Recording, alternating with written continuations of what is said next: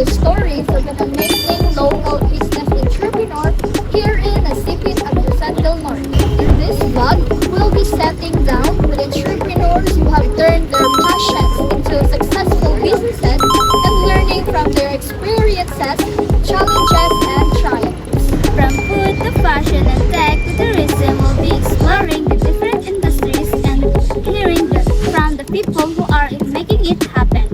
So if you're looking for inspiration, advice, or just want to learn from best, subscribe and hit the notification bell. Good afternoon, everyone. We are here interviewing one of the local business owner here in Nasipit, Agusan del Norte. We have Mrs. Gil. Ang katangian ng iyong negosyo.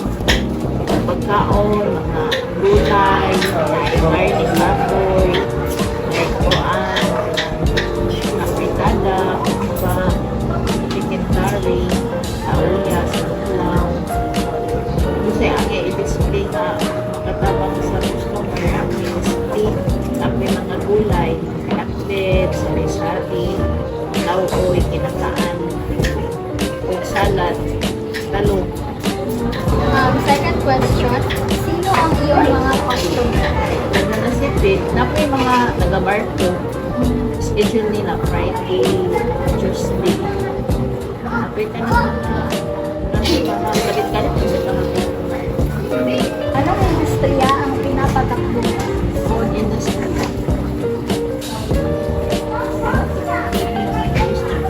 Mga food. Lauoy, mga basic. Thank you, ma'am. So, number 4, magkano ang iyong panimulang puhunan or capital mo? 5K. 5K. Ilang taon na ang negosyo mo? Sa kananan lang, mga 10 years. 8 or 15 years. So, last question, ma'am, is gaano karaming katao ang kasama sa simula ng operasyon ng iyong negosyo hanggang ngayon? Pag itilihan siya, nag-control, nag-tao, di kan pwede ko mag-rights. 5. Additional question, ma'am, ano ang iyong masasabi sa mga taong gustong pumasok o magsimula ng ganitong negosyo? Akong experience sila hapon, sila ang negosyo.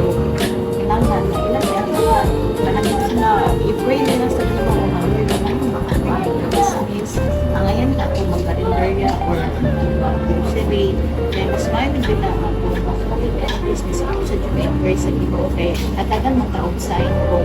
Pwede ba na sa imo or daily? Kaya ako mag-negosyo ko pa. Ako, pag-aliptan ko